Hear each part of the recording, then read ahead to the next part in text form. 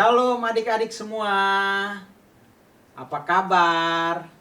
Kak Oman berharap semua kita sehat dan tetap bersukacita. Semua sudah siap memuji Tuhan? Mari siapkan waktu untuk kita bersaat teduh sejenak. Kita memulai persekutuan kita pada pagi hari ini.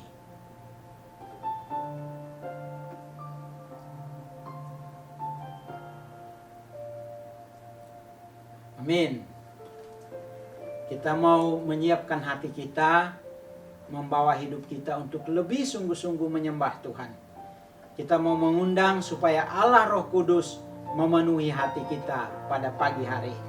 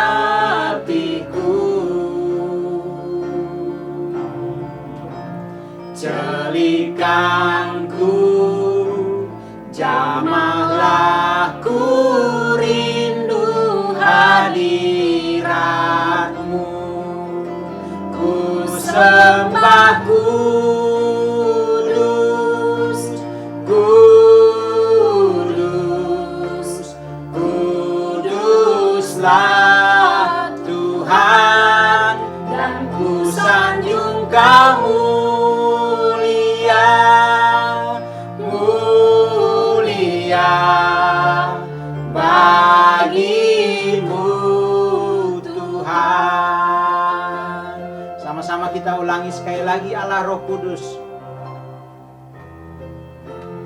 Allah Roh Kudus, penuhi kami. Ku rindu Kau selalu dalam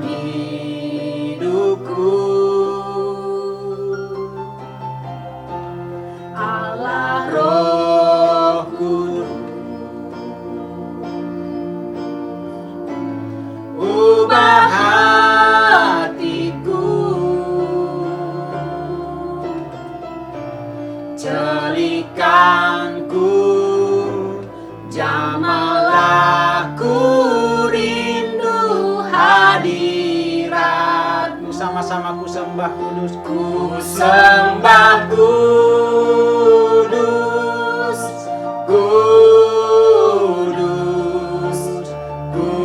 Kuduslah Tuhan, dan ku sanjung Kau mulia, mulia bagimu. Ku sembah Ku sembah Kudus, Kudus, Kuduslah Tuhan, dan ku sanjung Kau mulia, mulia bagimu Tuhan. Mari kita berdoa untuk memulai ibadah kita. Bapa kami yang ada di sorga, kami mengucap syukur oleh karena kebaikan, oleh karena pemeliharaan Tuhan, oleh karena perlindungan daripada Tuhan, sehingga kami masih boleh ada sampai dengan saat ini. Terima kasih untuk semua anugerah dan kemurahan Tuhan bagi kami. Pagi ini bersama dengan semua teman-teman kami mau memulai ibadah online. Biarlah Tuhan kiranya memberkati dan menolong kami. Berikan sukacita bagi kami untuk terus memuji Tuhan dengan penuh semangat. Sehingga pada ibadah kami pada pagi hari ini mempermuliakan nama Tuhan. Kami mau menyerahkan semua yang akan melayani pada pagi hari ini. Kiranya kami semua dipakai oleh Tuhan. Supaya nama Tuhan dipuji dan dipermuliakan. Makasih Bapa yang baik, kami menyerahkan ibadah kami dari awal, pertengahan hingga berakhirnya. Jadi dalam nama Bapa, Anak dan Roh Kudus. Amin. Ya adik-adik, kakak yakin bahwa kita semua memiliki Allah yang besar, Allah yang maha kuasa. Dia mengalahkan segala sesuatu. Mari kita bersama-sama kita bangkit berdiri. Kita mau memuji Tuhan. Katakan bahwa Tuhanku maha besar, Tuhanku maha kuasa, Raja segala raja. Boleh bertepuk tangan adik-adik.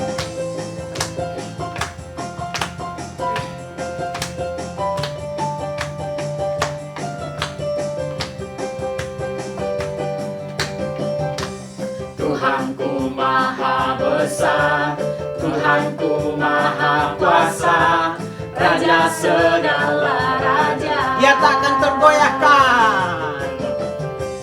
Dia takkan tergoyahkan, Dia takkan terkalahkan. Dia hidup dan berkuasa. Serukan namanya. Serukan namanya, Yesus Tuhan Raja. Segala kuasa tunduk dalam namanya. Dia luar biasa. Dia luar biasa, perkasa mulia. Yesus nama di atas segala nama. Sekali lagi kita angkat pujian ini. Tuhanku maha besar. Tuhanku maha besar, Tuhanku maha kuasa, Raja segala raja. Dia takkan tergoyahkan. Dia takkan tergoyahkan, Dia takkan terkalahkan. Dia hidup dan berkuasa. Serukan nama Yesus. Serukan namanya, Yesus Tuhan Raja. Segala kuasa tunduk dalam namanya. Dia luar biasa. Dia luar biasa, perkasa mulia. Yesus nama di atas segala nama. Yesus nama di atas segala nama. Yesus nama di atas segala nama. Sekali lagi Yesus nama di atas segala nama. Yesus nama di atas segala nama.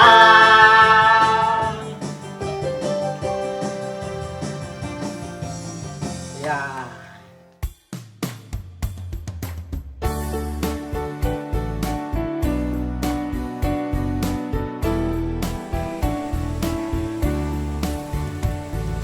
Yesus disalib karena cinta saya, cinta saya, cinta saya. Yesus disalib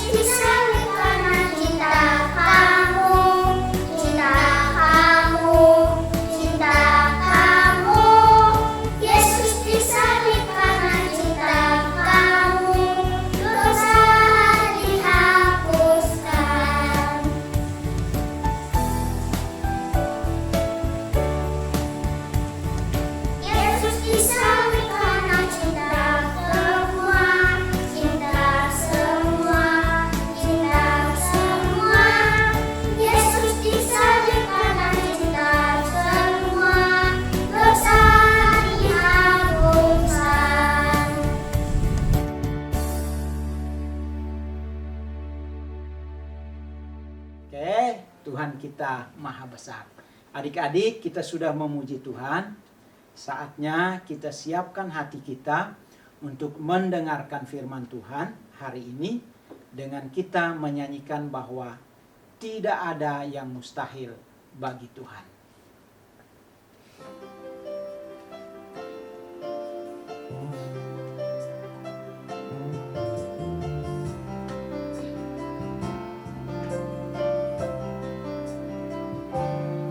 Ku yakin saat kau berfirman, ku menang saat kau bertindak. Hidupku hanya ditentukan oleh perkataanmu. Ku aman karena kau menjaga. Ku kuat karena kau menopang. Hidupku hanya ditentukan oleh kuasa-Mu. Bagi Tuhan tak ada yang mustahil. Bagi Tuhan tak ada yang mustahil. Bagi Tuhan tak ada yang tak mungkin. Mujizatnya disediakan bagiku. Ku diangkat dan dipulihkannya. Kita angkat pujian ini sekali lagi. Ku yakin saat kau berfirman. Ku yakin saat kau berfirman, ku menang saat kau bertindak. Hidupku hanya ditentukan oleh perkataanmu. Ku aman karena kau menjaga. Ku aman karena kau menjaga. Ku kuat karena kau menopang. Hidupku hanya ditentukan oleh kuasa-Mu. Bagi Tuhan, bagi Tuhan tak ada yang mustahil. Bagi Tuhan tak ada yang tak mungkin. Mujizatnya disediakan bagiku. Ku diangkat dan dipulihkannya. ku diangkat dan dipulihkannya. Ku diangkat dan dipulihkannya.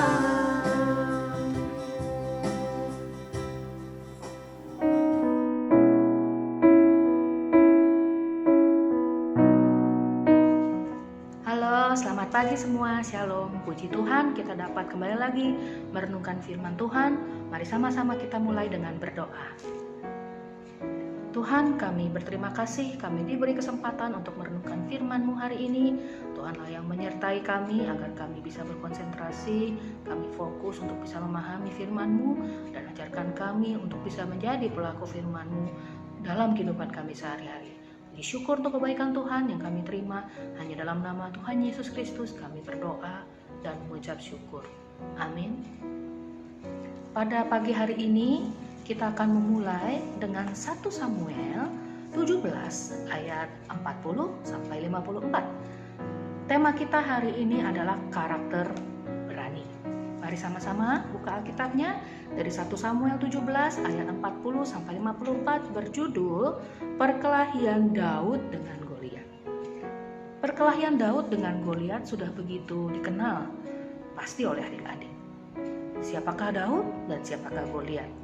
Goliat adalah seorang tentara, dia berkebangsaan Filistin, dia bertubuh besar seperti raksasa dan dia bukan sembarang tentara. Dia tentara yang sangat terlatih, tentara yang sangat tangguh. Siapakah Daud? Dia orang Israel. Dia bukan tentara, dia rakyat biasa, dan dia juga tidak bertumbuh besar seperti Goliat. Bagaimanakah dan apa yang terjadi mengapa Daud yang rakyat biasa bisa bertemu dengan Goliat di medan perang? Mari kita mundur sejenak untuk mengenal lebih dalam siapakah Daud.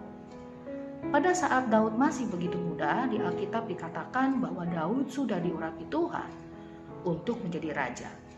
Tuhan sudah merencanakan masa depan Daud, yaitu menjadi raja di masa depannya.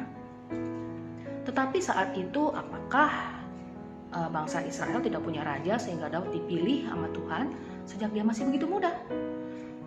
Sudah ada, yaitu Raja Saul bukan? Tetapi sayangnya Raja Saul itu sudah ditolak Tuhan. Karena Raja Saul seringkali melanggar perintah Tuhan. Raja Saul seringkali tidak menghormati Tuhan. Sehingga Tuhan menolak dia dan Tuhan memutuskan untuk mengganti dia, yaitu Daud. Pada saat Daud sudah ditentukan Tuhan untuk menjadi raja, dia masih berstatus gembala. Pada saat seorang pangeran sudah ditentukan untuk menjadi seorang raja di masa depannya, dia harus mendapat pelatihan yang khusus, bukan?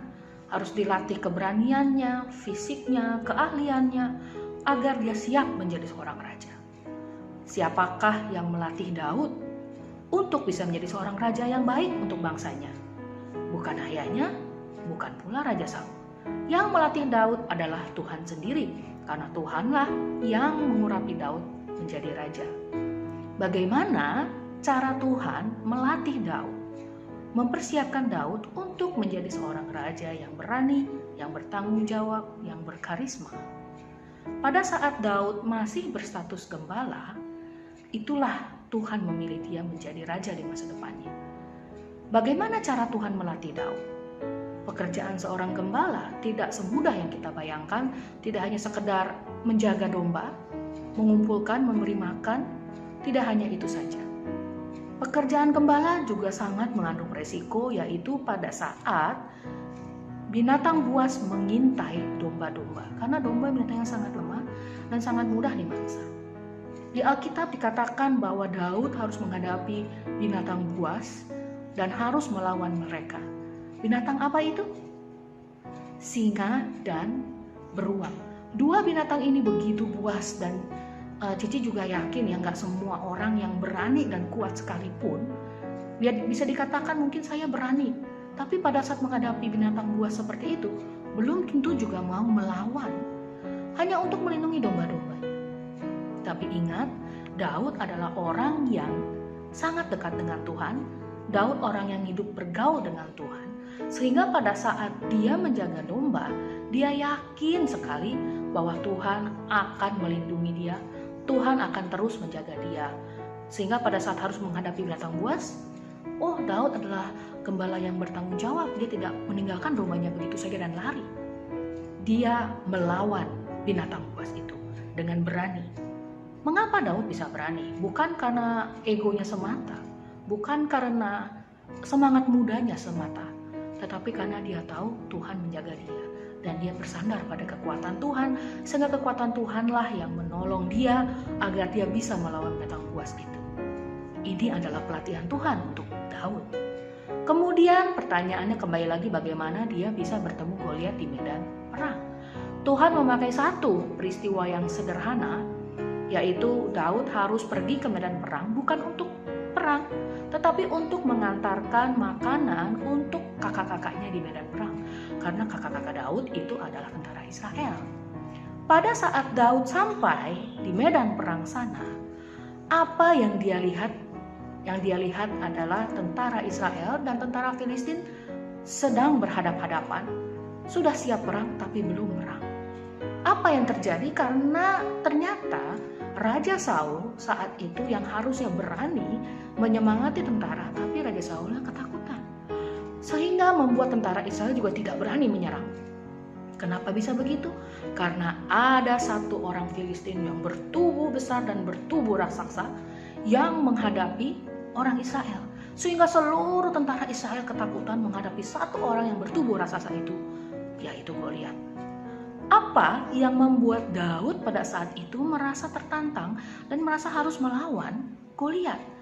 Bukan semata-mata karena Goliat orang Filistin, oh dia musuh Israel jadi harus saya lawan. Oh tidak, bukan semata-mata karena itu. Yang membuat Daud harus melawan Goliat adalah, mari coba kita lihat di ayat 26. Kita mundur sejenak di ayat 26, kita lihat, lalu berkatalah Daud kepada orang-orang yang berdiri di dekatnya, apakah yang akan dilakukan kepada orang yang mengalahkan orang Filistin itu dan yang menghindarkan cemooh dari Israel? Siapakah orang Filistin yang tak bersunat ini sampai ia berani mencemoohkan barisan daripada Allah yang hidup? Yang terjadi adalah Goliat mencemooh Israel. Israel itu adalah bangsa pilihan Allah. Sehingga otomatis Goliat pun mencemooh Allah. Ingat, Daud hidupnya dekat dengan Tuhan. Sehingga pada saat Daud sadar Goliat mencemooh dan menghina Allah, ini tidak bisa dibiarkan. Inilah yang membuat Daud merasa tertantang, yang merasa dan sadar sepenuhnya bahwa Allah marah saat itu. Allah marah sehingga dia merasa marah karena Goliat menghina Allah yang begitu dia kasihi. Apakah yang Daud persiapkan untuk maju melawan Goliat? Daud semata-mata bukan karena ingin pamer atau ingin show off kepada Saul atau kepada kakak-kakaknya pada seluruh orang Israel, tidak. Dia berani, dia mau melawan Goliat karena dia bersandar pada Tuhan dan dia paham betul Tuhan akan melindungi dan menjaga dia, dan apa yang dia lakukan ini benar karena orang ini menghina Allah. Apa yang Daud persiapkan? Yang dia persiapkan senjatanya begitu remeh, begitu, bahkan mungkin orang Israel juga menganggap itu hal yang remeh. Apa yang Daud pergunakan? Bukan pedang, bukan tombak, tapi sesuatu yang tidak pernah diperhitungkan untuk menjadi senjata perang. Mari kita lihat di ayat 40. Lalu Daud mengambil tongkatnya di tangannya, dipilihnya dari dasar sungai 5 batu yang licin, dan ditaruhnya dalam kantung gembala yang dibawanya, yakni tempat batu-batu, sedang umbannya dipegangnya di tangannya. Demikianlah ia mendekati orang Filistin itu. Dia berani mendekati Goliat dengan senjata seperti ketapel, itu mainan anak-anak. Dia tidak berbaju perang, dia tidak bersenjata seperti Goliat, dan dia bukan tentara, tapi dia berani. Kalau bisa dibilang hanya dengan modal ketapel saja dia berani, ya. Jadi pada saat itu mungkin tentara Israel juga melihatnya, mereka juga bingung, kok berani ya, gitu. Nah, bagaimana dengan Goliat? Goliat tentu saja meremehkan apa yang dia lihat. Maka di sini dikatakan, anjingkah aku ini sehingga engkau membawa tongkat untuk melawan aku? Goliat begitu meremehkan Daud. Apa yang Daud katakan kepada bangsa Israel di ayat 26 tadi, dia katakan juga kepada Goliat. Dia tidak hanya jagoan kandang ngomong kepada bangsa Israel, tapi dia juga berani ungkapkan isi hatinya, ungkapkan isi hati Tuhan di hadapan Goliat. Kita lihat di ayat 45. Tetapi Daud berkata kepada orang Filistin itu, engkau mendatangi aku dengan pedang dan tombak dan lembing, tetapi aku mendatangi engkau dengan nama Tuhan semesta alam, Allah segala barisan Israel yang kau tantang itu.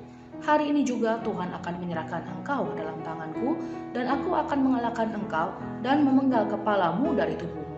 Hari ini juga aku akan memberikan mayatmu dan mayat tentara orang Filistin kepada burung-burung di udara dan kepada binatang-binatang liar, supaya seluruh bumi tahu bahwa Israel mempunyai Allah, dan supaya segenap jemaah ini tahu bahwa Tuhan menyelamatkan, bukan dengan badan, bukan dengan lembing, sebab di tangan Tuhanlah pertempuran, dan ia pun menyerahkan kamu ke dalam tangan kami. Tuhan memakai alat yang begitu remeh untuk bisa mengalahkan musuh yang begitu kuat. Ini merupakan satu teguran bagi bangsa Israel yang mungkin pada saat itu tidak bersandar pada Tuhan sehingga mereka semua ketakutan, dan juga ingin sekaligus mengolok atau mengejek bangsa Filistin. Lihat, hanya dengan ketapel dan Daud yang begitu istilahnya masih kecil, masih begitu muda, aku bisa pakai dia untuk melawan engkau. Jadi Tuhan ingin memperlihatkan kuasanya baik kepada bangsa Israel maupun kepada bangsa Filistin. Nah, adik-adik, mari kita lanjut di ayat 50 Demikianlah Daud mengalahkan orang Filistin itu dengan umban dan batu. Ia mengalahkan orang Filistin itu dan membunuhnya tanpa pedang di tangan. Inilah pekerjaan Tuhan. Kalau Tuhan ingin memakai seseorang yang mungkin selama ini tidak kita anggap, tapi kalau Tuhan mau pakai dia dengan dahsyat, akan terjadi perbuatan yang ajaib. Tuhan bisa memakai sesuatu yang remeh seperti ketapel. Ya adik-adik, oleh karena itu kalau kita melihat teman, dan janganlah kita menganggap remeh. Janganlah kita merasa, oh karena fisik dia kecil kita anggap dia remeh. Karena mungkin dia tidak sesuai dengan selera kita anggap remeh. Jangan seperti itu. Jika Tuhan sudah memakai dia, maka kuasa Tuhan akan nyata. Dan itu akan jadi satu hal yang dahsyat. Ini satu hal. Yang kedua, kita mempelajari tentang karakter berani, bukan? Daud berani mengungkapkan isi hati Tuhan dengan lantang di hadapan Goliat. Mungkin saat ini kita tidak menghadapi orang seperti Goliat. Tapi ingat, satu hal yang terus kita hadapi adalah dosa. Pada saat dosa yang begitu menggoda kita, beranikah kita mengatakan tidak? Misalnya, kalau ada teman kita yang mengajak kita untuk melakukan hal yang tidak benar, seperti hal kriminalitas, membohongi orang tua, membohongi guru, melakukan hal-hal yang berdosa. Maukah kita mengatakan tidak kepada mereka atau kita takut kehilangan teman? Bagaimana jika ada seseorang yang menghina Kristus? Mungkin karena mereka belum mengerti. Misalnya, mereka pikir, kok kamu percaya pada Tuhan yang mati di salib? Tuhan yang begitu lemah. Kenapa sih kamu percaya Tuhan seperti itu? Nah, beranikah kamu menginjili mereka dan mengatakan kebenaran tentang Kristus? Inilah yang Tuhan rindukan dari kita semua. Maukah kita terus berani di hadapan Tuhan, di hadapan manusia, berani untuk bertindak benar dan berani untuk mengungkapkan isi hati Tuhan pada orang-orang di sekitar kita. Apa yang terjadi dalam kisah Daud dan Goliat? Akhirnya di ayat 52, maka bangkitlah orang-orang Israel dan Yehuda. Mereka bersorak-sorak lalu mengejar orang-orang Filistin sampai dekat Gat dan sampai pintu gerbang Ekron. Dan orang-orang yang terbunuh dari orang Filistin bergelimpangan di jalan ke Saraim sampai Gat dan sampai Ekron. Orang Filistin begitu ketakutan, padahal sebenarnya mereka masih bisa melawan. Tapi setelah Goliat kalah, semangat mereka hilang. Karena semangat mereka, keberanian mereka bersandar pada Goliat. Tapi keberanian Daud bersandar pada Tuhan. Sehingga semangat tentara Israel berkobar dan mau atau bisa melawan Filistin dengan semangat. Bukankah itu yang seharusnya dilakukan seorang raja? Tuhan mempersiapkan Daud untuk menjadi seorang raja di masa depannya. Inilah didikan Tuhan kepada Daud. Nah adik-adik, Tuhan akan selalu mendidik adik-adik untuk menuju masa depan yang sudah Dia rancang. Pada saat adik-adik menghadapi kesulitan, menghadapi pergumulan, adik-adik harus ingat bahwa Tuhan sedang melatih adik-adik, Tuhan sedang mengasah adik-adik. Bersabarlah, bertekun dalam doa, beranilah bertindak benar, tidak boleh takut, terutama terhadap dosa. Adik-adik harus berani mengatakan tidak, sehingga karakter berani itu akan terus Tuhan bangkitkan dalam diri adik-adik semua. Puji Tuhan, mari sama-sama kita berdoa. Tuhan, kami mengucap syukur untuk kisah Daud yang berani karena Daud bersandar pada Tuhan. Tuhanlah yang terus mendidik kami agar kami senantiasa bersandar pada Tuhan dan memuliakan Tuhan kemanapun kami pergi dengan perkataan kami, dengan perbuatan kami. Puji syukur kami dapat belajar firman Tuhan yang begitu indah. Kiranya Tuhanlah yang terus berbicara kepada kami, menegur dosa-dosa kami pribadi lepas pribadi. Terpujilah namamu Tuhan, hanya dalam nama Tuhan Yesus Kristus kami berdoa dan mengucap syukur. Amin. Sampai jumpa semua, terima kasih. Dadah.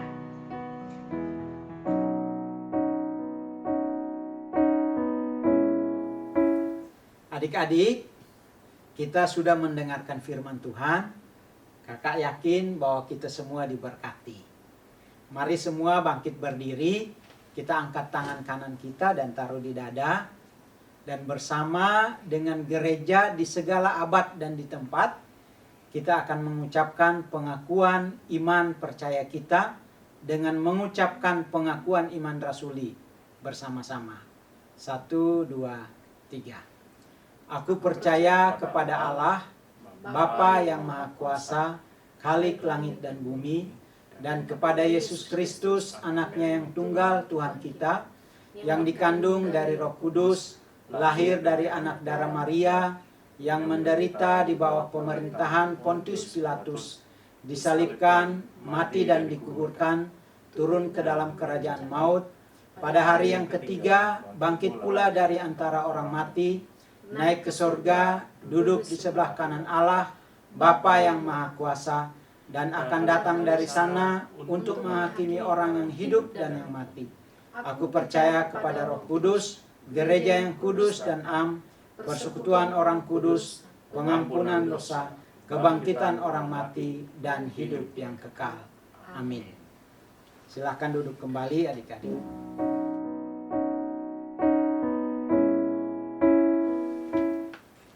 Ya, kita sudah dengar firman, dan sekarang kita mau mengumpulkan persembahan sebagai ucapan syukur kita kepada Tuhan Yesus. Seperti minggu sebelumnya, persembahan kita biasa simpan di amplop, masukkan di amplop. Nanti kalau pas ibadah sudah dimulai di gereja, kita bawa dan kita berikan persembahan. Atau juga kita dapat mentransfer lewat rekening yang ada di bawah ini. Ya teman-teman, adik-adik, mari kita memberikan persembahan sambil kita menyanyikan pujian Betapa Hatiku Berterima Kasih.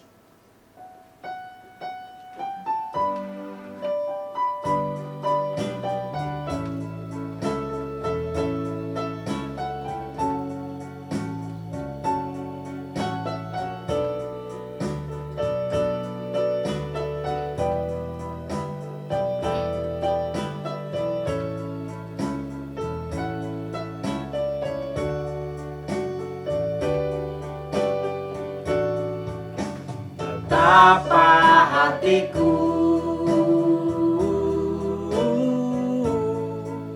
berterima kasih, Yesus. Kau mengasihiku, Kau memilikiku.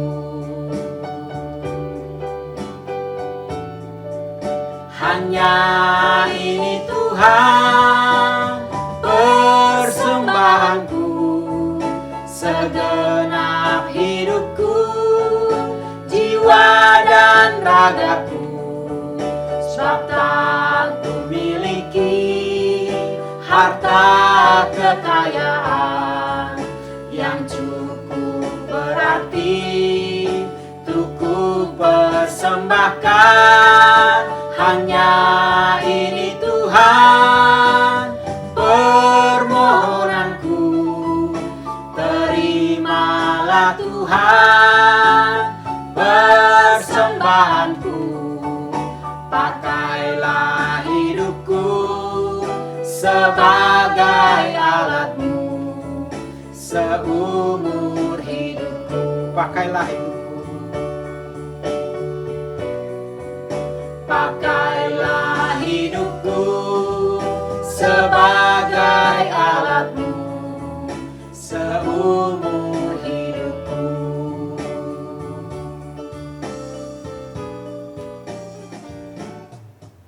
Adik-adik, mari kita menutup kebaktian kita pada pagi hari ini dalam doa, dan kita akan berdoa untuk persembahan dan juga sekaligus doa syafaat.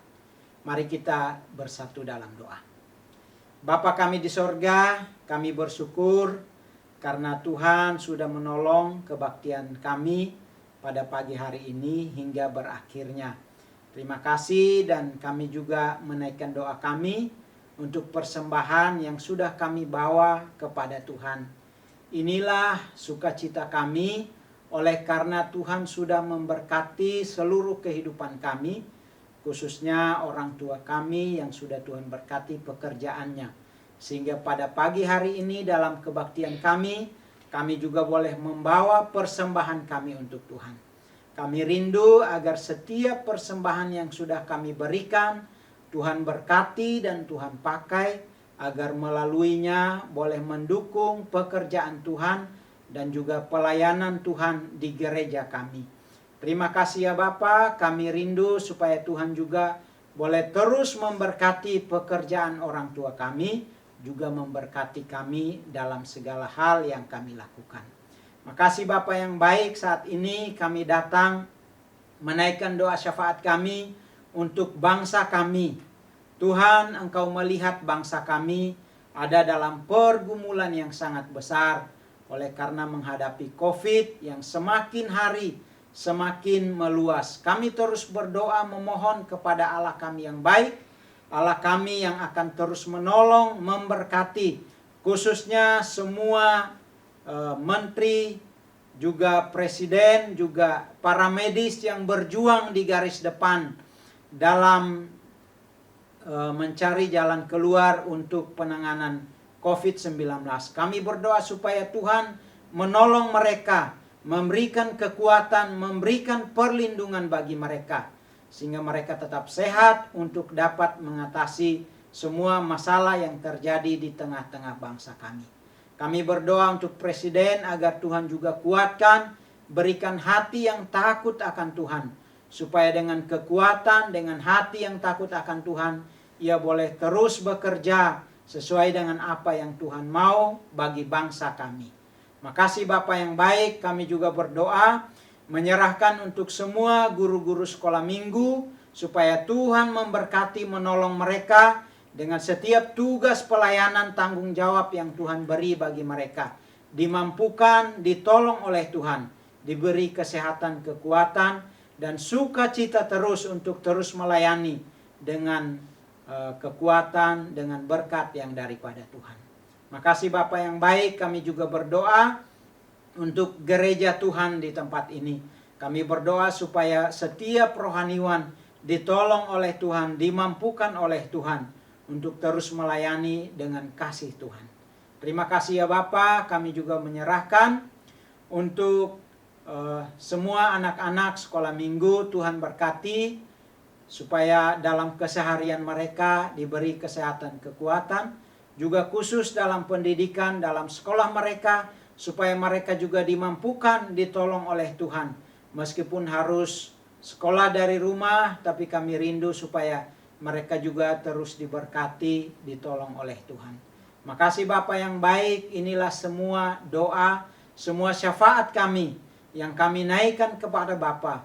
Kiranya Tuhan mendengar setiap seru doa kami dan menjawab doa dan permohonan kami sesuai dengan kehendak Tuhan dan sesuai dengan iman kami kepada Tuhan. Inilah doa syukur kami, syafaat kami yang kami naikkan kepada Bapa. Di dalam nama Tuhan Yesus kami sudah berdoa dan menaikkan syukur kami. Amin. Bapa, terima kasih. Bapa, terima kasih. Bapa di dalam surga, puji terima kasih. Amin. Silakan saat teduh sejenak.